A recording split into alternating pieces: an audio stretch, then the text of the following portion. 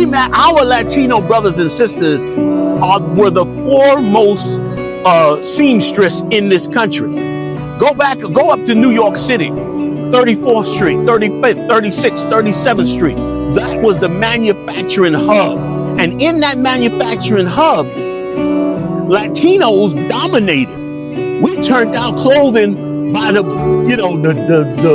truckload. You could go on any given day back then and go in one of those blocks and a truck would be there and they'd be loading up everything. Your fur coats, your denim, everything that you had, it was being manufactured mostly from that hub. What did they do with that?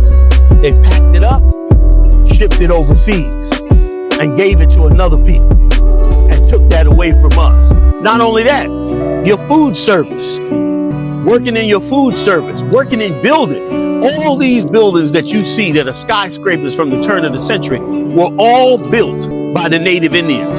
And let me tell you something special about the Native Indians that you may not know. The Native Indians were the ones they were the only ones who could go up so high. Before they had these big cranes, we got a crane in the shot? No crane.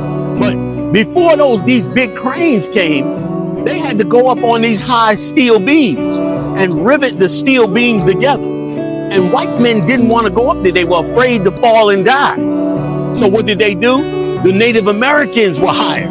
And they went in and built your Empire State Building. Your what's the one in Chicago? The Sears Tower. Give me any other ones that was big like that. The twin towers, the ones they blew up. These buildings were built by the Native Americans. They'll never tell you that. They'll never tell you that these were the ones that built these skyscrapers. Once again, all these industries were our industry. And we would have been great slaves to them.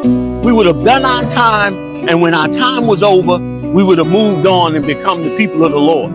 But you were cruel. They were cruel. They said, no, we're going to wipe out all of their industry. And that's exactly what they did. They shipped it over to China. They shipped it over to Asia. They shipped all of this manufacturing out of the country.